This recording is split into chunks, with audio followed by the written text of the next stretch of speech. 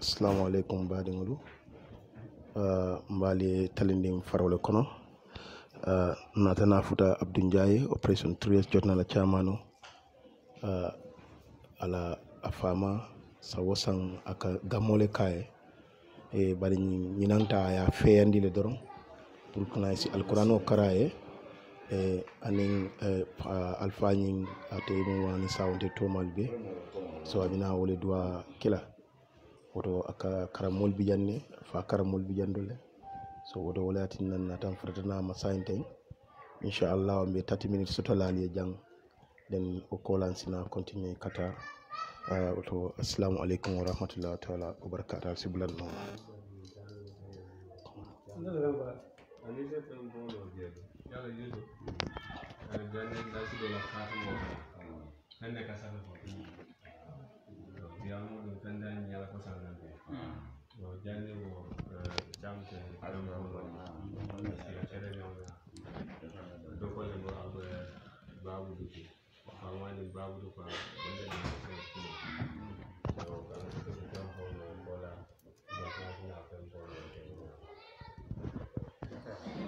alhamdulillahi rabbil alamin alhamdulillahi rabbil alamin alhamdulillahi rabbil alamin mbe karamol jayila mbe tentula kontanta ila ko la bake min kita bashi da dunkedi nse wota bake pro Abdou Ndiaye en tolu talbe niwol muta kan commande jam pro nsinadi am jan demanding yo ñinum bebe sirinten bashi da dunkedem ñu lam na karamo malti ñu mi alon ko be sirin janten Abdou Ndiaye fanan ndo malam nko bele fanam to nata be mbasi dal julu kilonde talibo imam fe ofen soto funa manke karamoti oto mbe karamol jayila mbe tendula min keta moroti anado ma ibu mbe jayila mbe tendula bak se bin ni tolbe be sirin yimbe onto ten oto ko kontano wartam fe bak Abdou Ndiaye aka karamin ke afamaye fa Abdou Karim Ndiaye bi benta wala karamoto nin moro ani ibu ani Yusufa Kamara ani Lamin Jobu ani Fode ani Abdou Ndiaye fan ani Sidi Kasama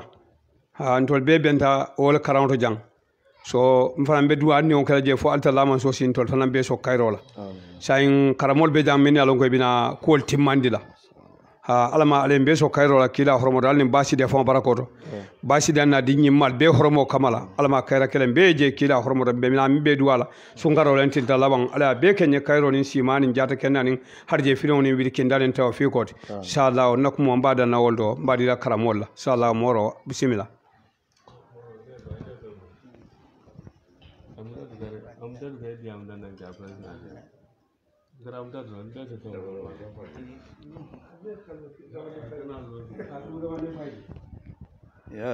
assalamu alaikum wa rahmatullahi wa barakatuh ka alaten tuman saba man sakallanke kola kasal kila sallallahu alaihi wasallam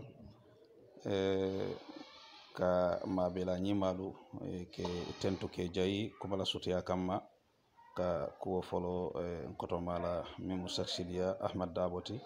ka konton baka ka ziyara atelemu bengoñinna kunton koti jang kana ka alhaccamu Yusuf Kamara ke konton ke ziyara bake anin Abdou jati ñima famu mimu Abdou Ndiaye ibn Abdou Karim Ndiaye ka konton ka ziyara nala dimbali be mu me musuka furinke anin ka Sidi Gassama ka fanan konton ka ziyara bake na kontano min soto bi lungola bi lungu mi yalan ko amanke lung foloti mi yalan ko Abdou Ndiaye ka akko lungo tammindi ka tenturke wulula nyimala ka nema nyininke aye ala tambo kola bayri hadama dum man fengo fenne soto ila ta kola namanke dinyimalu mi yalan ko be miltule ko be duwañi mal keleye wo wulula niyaje ay ñim kuba sototen min joko Abdou Ndiaye kañum min ka wulula eten ka duwa alquran mol kumandi ka alquran o karan ka mol kumandi ka suntewol keje ka duwa ke wulula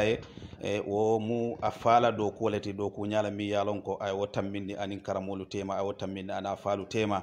wo tambindiri ñañima wala juloɓe joka eten yo kamma nin atara ko Abdul Karim Abdou Ndiaye abe afa tentula ba jayila tentur nyala min joko ka duwa kaye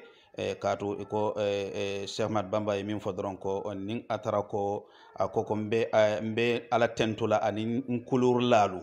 mbe ala tentula anin kulur lalu na atara kon kulur lalu tenun ten mariya lonna wa kammala abe wala yatinna abe alfa nyimanyin abe duwa kelaye way do ko min ke karamoli ay al karamolu batu nyamin ay batu nyamin kela ka ala tambinde ka kila bulandino ma ka karamolu bulandino ma al halo to kullo to banke to o jonya nyima ala wala yitandi dolla duniya to janyabe wala ta wala do mon mu nyinteten ko manta folo wala mu do mon mu nyinteten al kiyamata be jikirin ko be tambila nyina insha Allah rabbi o kamma ka kumo lo jandron ka duwani ma ke nyin ko al sake kuti mimbe ta nyato dron ala kana koma sey sotoje ala la hinanti anar ba Abdou Ndiaye fana insha Allah ala sey la yurwa nyato ta dron saunta dinkira kutote fana nyim ala sey je sumiya basidi afan hormo sabula na dunke nyimalu anala talbi nyimal be hormo sabula ala nin katankoni suturo kaye insha Allah ka albe konton ka ziare ka fale ko assalamu alaikum wa rahmatullahi wa barakatuh alnal badima Ibrahim Mustafa Dabo. Assalamu alaikum. Alhamdulillah rabbil alamin. Kola ka ala talla tentudron mansaba mansa kallanke ka tenturoni jayro muron Cheikh Ibrahim Cheikh Alhaji Mustafa Sidiya Dabo kan kuma kan wala min danteten akita kuma kan timi yalon anyinyata bake ka Cheikh Alhaji Cham ka tentu ka jayi ala fo kuma wala mi yalon ka tembeta anyinyata bake ka je ko wala kuwati mi yala nyanta ka fo bayri atanin babudu mu badin wati bi badi yata tumo min na ifal be keta karamo kilin wati wayati ne keta ko ba kilin fa kilin ka Cheikh Yusuf Kamara ka tentu bake ka jayi ko nyullem ba kilin fa kilin nyoluti ani dokol min yale ben fejante be betentula be jayila o kola ka kuma kan semben tuyande don Cheikh Ibrahim ye min fo min keta babul lanin ke baro nyinti akanyin alqur'ana karaw min keten kake ala wulula kaje ko kule mi yalon anyi nyata bake parce que aka alqur'ano karam momi amu moleti momi yalon ko a jarta pour alqur'ano e karanga kato ala balwo mume aya beke alqur'ano leti andungo wa alqur'ano wolen ba Abdul Karim Jai anin Dabo Kunda bole keke kilimoti fana annu biranata manyan amanna nyalo fenkan ko deke na manke wo alqur'ano ti kon ka wo alqur'ano karawo mari wo mu kuleti mi yalon ko a wajibiyata bake annu kule mi yalon anyinyata bake bayri Ibrahima min fo ko deke doron babudu wululalu wuludimo be fala diarin mi yalon ko mo kendo yeji yajang bayri wuludin akana nyamin anin min kana na da fajang tumodo na falo man dia nanata jatil tara nyato wo jatil sa keno ko betile yo bar nata ala nata temanta ben anata wulu motara jam mimma jatede min keda wulu fat mimmo Cheikh Abdul Karim Jayti kon woto ala tento nyante wadin kirato le kon ka babu karim ka tentu ka jayi ala lonya kendo la na kulurnya kendo min ka dimmala mimmo Cheikh Abdul Jayti kon wo ata santlano ka jayi fenna na man keno alqur'anot parce que mole mi ya lon ko anya fanta fama nyala bake aya fama lom bake aya fa kan ko lom bake aya fa la finna ko lom bake parce que alonne ko na fa be baluring ite fendi la katu nga alonne bab karmi baluoto e buka fendi ala ka muy minna ka kontal minna min tamita alquranot alquranu ay wala fonko ay wala muta aya nyalo wa alquranu dronne kan nda ka mo muta wala la akebo mo fana to nyin alquranu la atata fam fola bon a fangolo da safero doke ay nafuloje ay kodoje akon naful kodo keme niyala mo fulo tema akoy fam fota keme la yeminu de bete keme sotola ako kon wotuje ako parce que l'homme fen kemo isala mo kemo tema nyuni bese kemota kemo ni la fonte fola kemo la minni kon wayati nate manna fenje kotake na manke alquranot anda keta moti miya longo bi lungonyin lelatul kadro balundir la bale mati ala balwo tumola aka nyin suto ni aka tilbulo beke alqur'ana karawolti aya suto ke nafilo ni alqur'ana karawolta teba Abdou Karim Jai parce que fen mi ya sugo kan biring ay alqur'ano fasara alqur'ano moy atata aya karamo jiko jube min mu sheikhul murabbiti min mu sheikh sidia dabote a lon fana o fana nin suuta dunta komi nga lon ñaami nin suuto dunta aka famo balle la rawla diya nene buko o korosi kotake na se wojube suuto na filo kamma mun kamma a karamo kay mine mo sheikh sidia la ka mo la ka ya ayyuhal mudammil kumil layla illa qalila birañin soro moy doron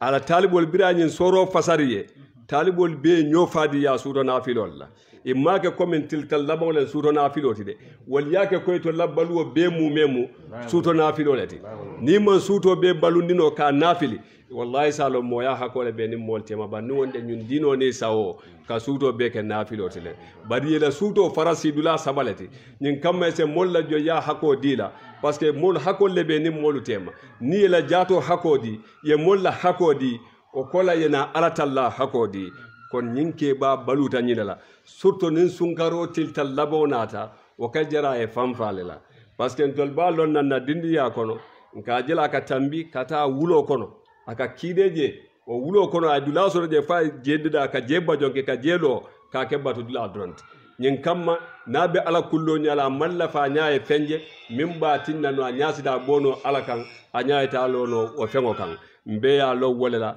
wadden kirata da famas horta bak momo benne o ma fangola abeya lo ne babu karim ne lansaro salta akata mun dole labon dinnol ka fol ko nabe tambila dabi ke dey adaka tumma la doron mol ka kamine ma yara fan aka alquran wala fo aba mirala aba karanna wodrone ba siso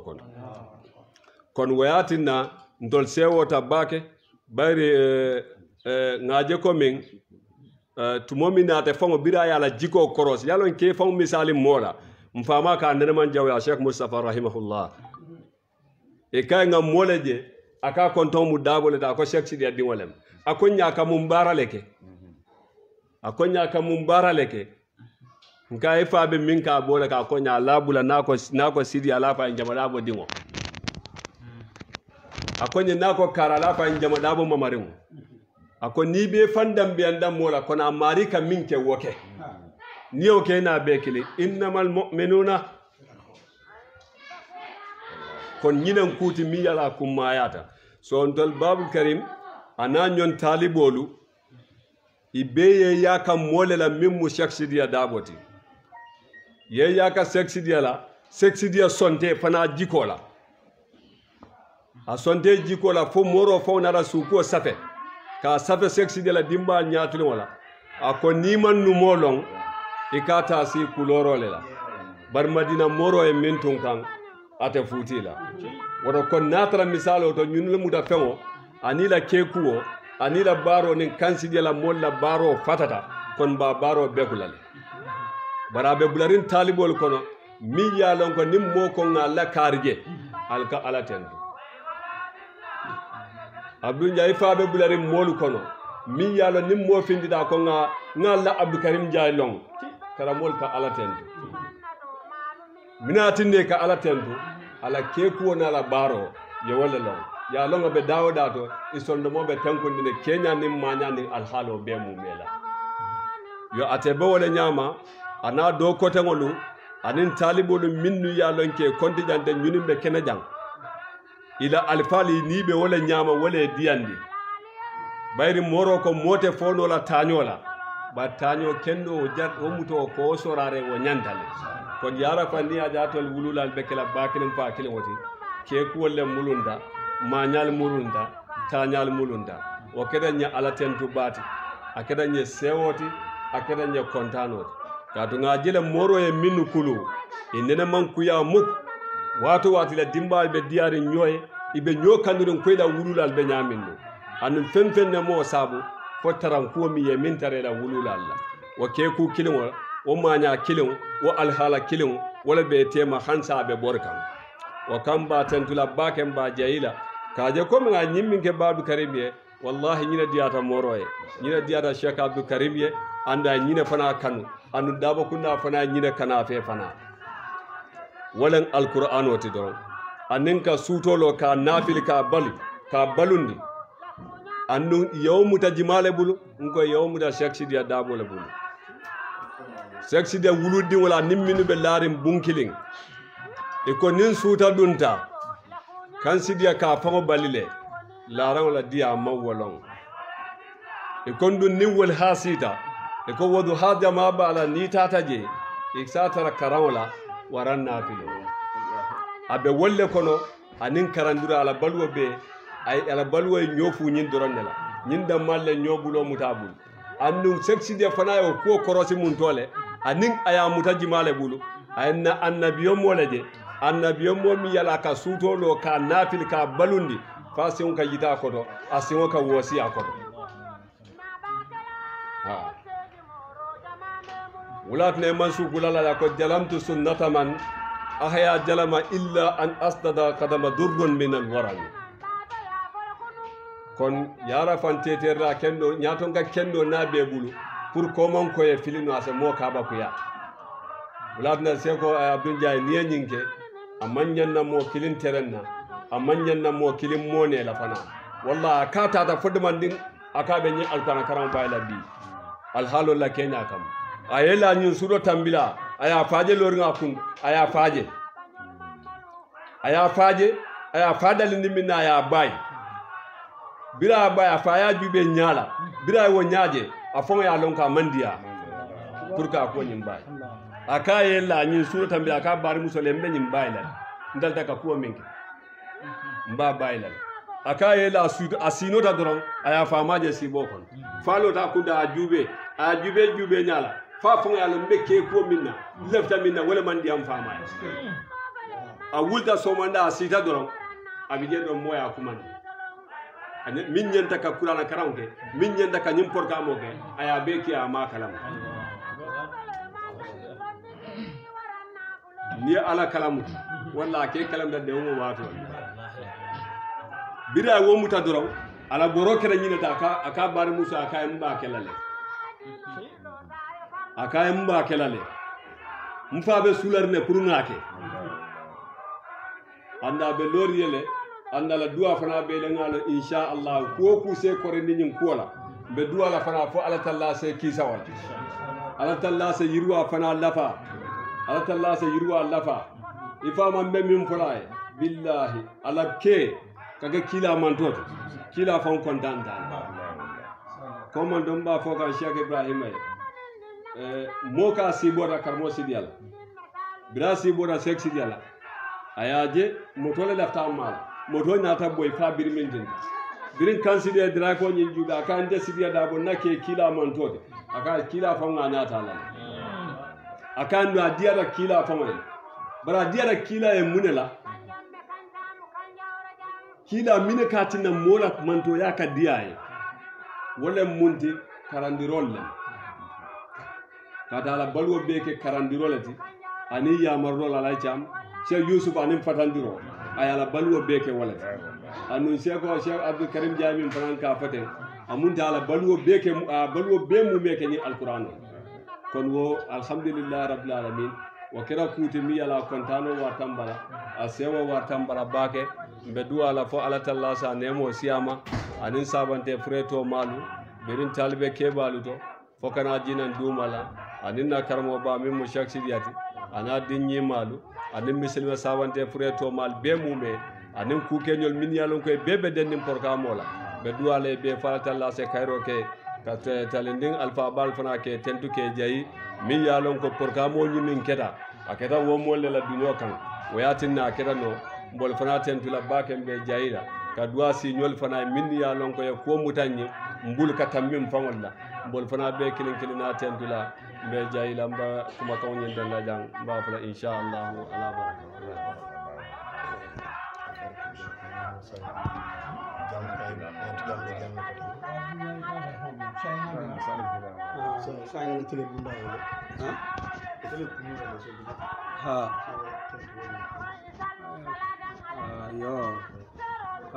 mbe tentroni jayro murunda karamol le kan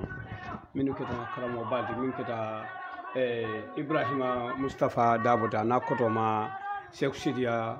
Alhaji Amadou Dabo mbe tentro murunda wonde fanan kan kotake nyin ko wa kontano warsam fe bake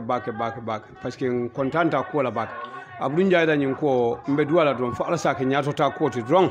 altalama so kana akonyi dimba fa ala saki dimba ti dimba mi ala taramara rindron parce que on contanda baga nun contanda karamol fana na ko la baga parce que ibo anin ila ko en sewo baga en contant baga ayin kono fala tep parce que nin ibe ndabbe ngoto ye karamol jejeron ako ke sewo la ka kebul sewo mfondi e kono ka fala tep sito fana ka tra farne tep o don be wala nayin karamol fana fala si jo simani jata kenani harje fironi tawfiko la ni nyatota falta lama so si siorandi alta lama so kane siedo andi mbela filim foy futa dami fo alta lama so si futandi woto ala nim basi dia fon barako da nala talbe kendol hormo kamal ana dum kelbe hormo kamal inshallah on kontanta bak on kontanta nyin ko en kono wa be defa nan konton de kamala ba ite mi yalon ko etel nata kanyum ko ta jang mbe konton na bake mbe duwade fa nan falta lama so si nyato ta bake da yin ko kono si man jata kenne harje filim be alabul ala nim basi dia fon barako da ana dum kelbe hormo to falta lama so si kayro ke defane kila ba hormo kamal muhammad fa barako kamal suratul yasila mubin warawlo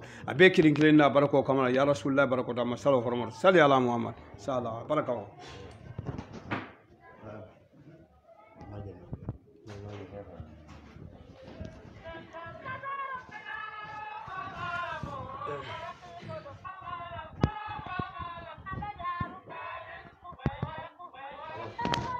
bismillah abdou karamol banque o moyle même fo alpha la koto ani tata fo jikila teta katun ko detobe kere bari komi ko alpha kay mo doata al tidron ani anatna nay alhal nyama mi alonko koyndi ma jumala matati katun kabiriti ya nyaaji inare na mirake koy bakela ala e femboni nan plato anati woto ka kam faranna kamo kafu ila morol ila alfalma fanam mba wol mo sembenti ala ko fenno mu ya lonko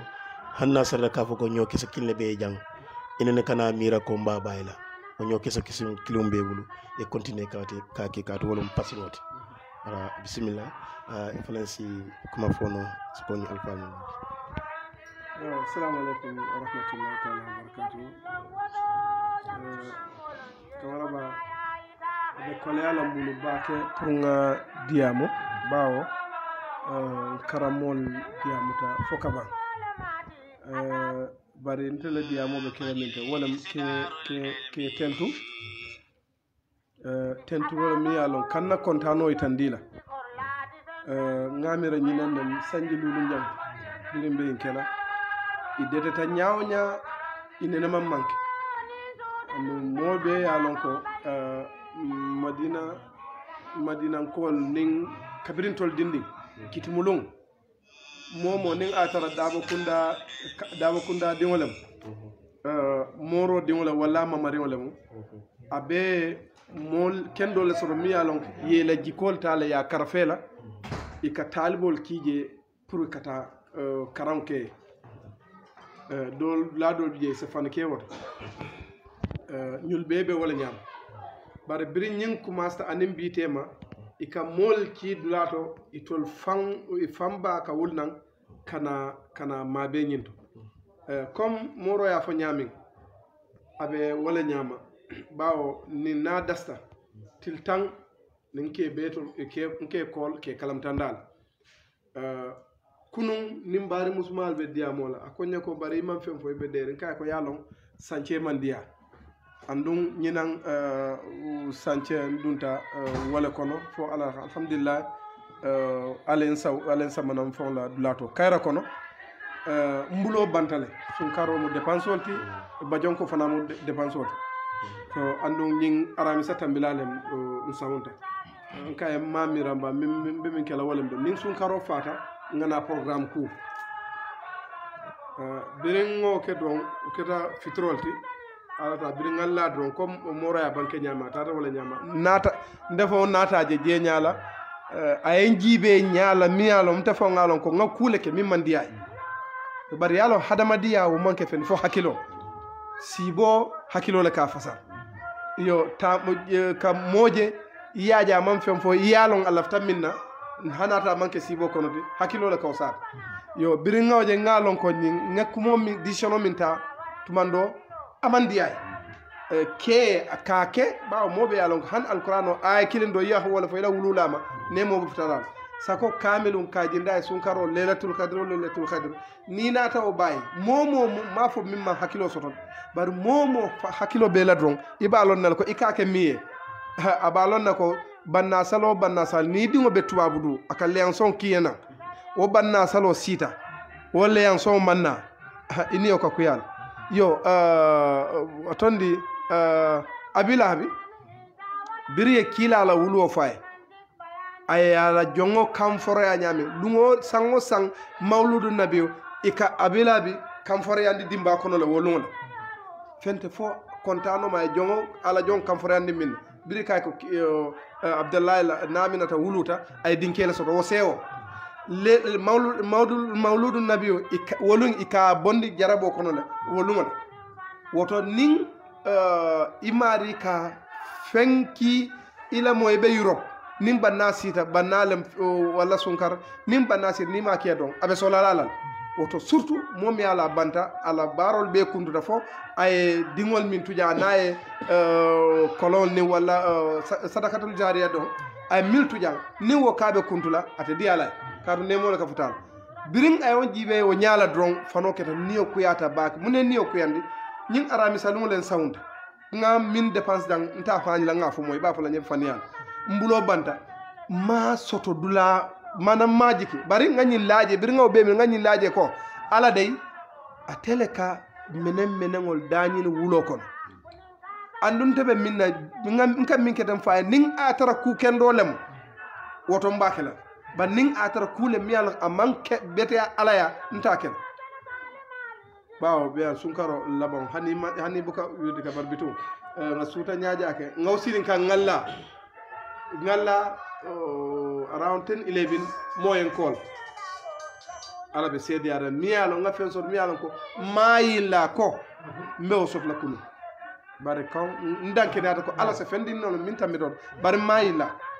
ala tata ke odun tambulo ko bire ngamu tambulo la ngan ko do makol nkay ko kombe min bayila ne ala ke mbake la ngamin soto mbabe dun laji to pour ka karamo mala ko woni sembentu ya don anin ke tendu ke jayi bile ngako meyin ko la around 12 abe nyomi bakala billahi wallahi ta ning karamo kende sotonte ate wulla na nyomi kanana woto momo ni be sujila mola ise mo kendo nyini ma fay quality yo nyini ise mo kendo nyini iye sujal mi ya long adiyata abe kalamta akuyata abe kalamta wallahi billahi tallahi bile ngakol 12 o'clock awata be nyomi a wultana nyomi kana lansoro talende njang an ay wultana nyomi 12 o'clock kana lansaro saljang mi ya lonko talibol konon tolle mu doman din dingol bari tol ite talibo min ka million dila anin talibo mi ya lonko ite salamu alaikum karmoy sama wala baltama yebele kanyande wala tin nan interview nene make nga bang man sexy da nala dimbafo teleto radio to media to dawda nene ma fo because ila julole benna yem fama di ñul mama mala watum fama sanni tanim fula ay fen karang inene ak tal karmo kilinta bulo wulindi la gambia kono ko atele anene kom fama ele anene man so gambia fo gambia e dan motige min nene safo ko anene abdou ndiaye karande ala sexidel nala dimbal njama dabala dimbal le karande wala sexidate ana dingol ñulle ya karande ay mil long etolle ya karanda ay hamo min sodo faka alqur'ano kara yelo ka ba tulo kono itolle ya kara bawo momo sexidel dimbati ni nyama may hakilo man doya ibe malaika batole kan kata te malaika batole ñine atina ba kawsu ko madina mu malaika saten mobe ko alabato diya kuya momo mawno etata laje woto mbe tentula mbe jayila mbe duwale jati kende amin kano yirwa min kano fanko min kano ala sadila pour que la dimbal min mun tolti la talibol ke tete ke futandi ila taftala dami ala ma ala okay assalamu alaikum wa rahmatullahi ta'ala wa barakatuh abarka bake ngamira ba manki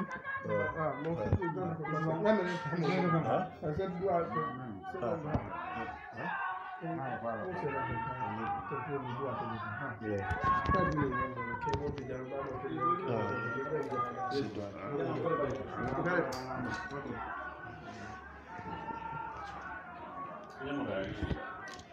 saya informasi.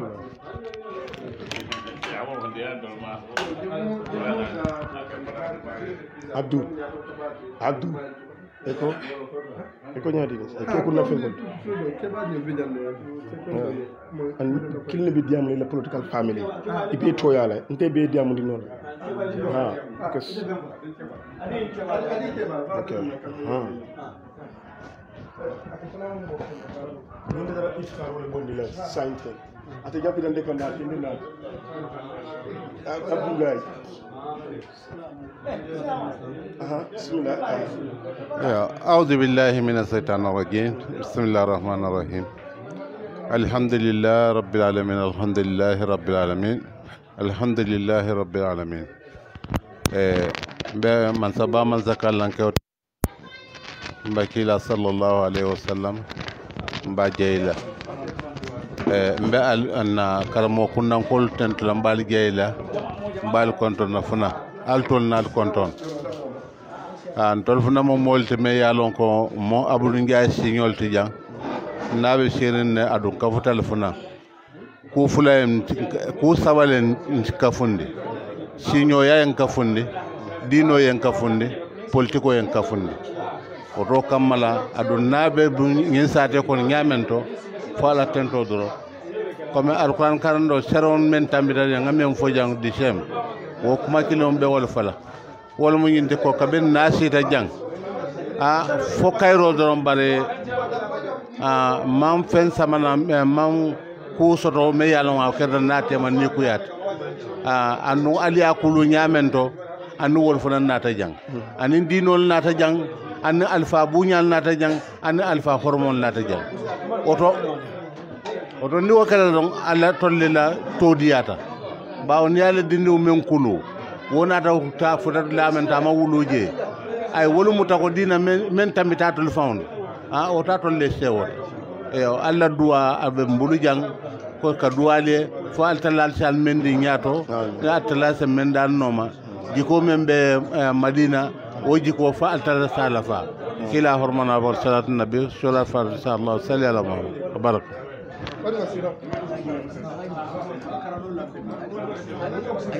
Bama no si même fono dare le bla metari bismillah gasun kan because dekatale wala atini ngoka dekatale so kontaan ta baake Abdou Ndiaye ole ka alquran karam ka famaye sango sang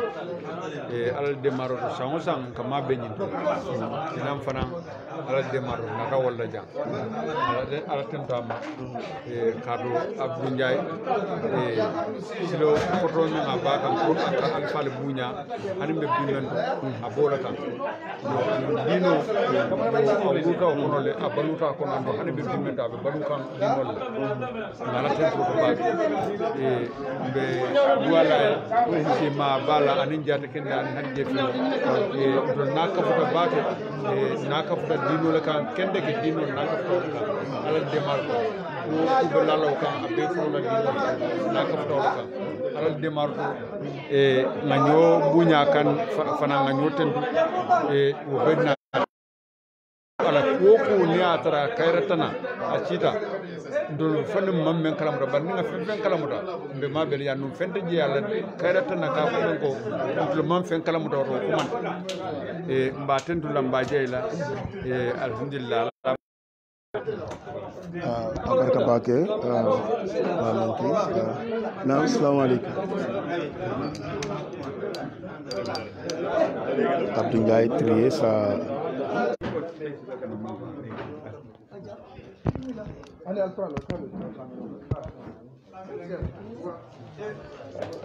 assalamu alaikum na saboya pardon sir yo come here sainteng alfaji na Qur'an maybe wata bannante nyala mira iftaro tala bundu jamonto fi sabilillah kaf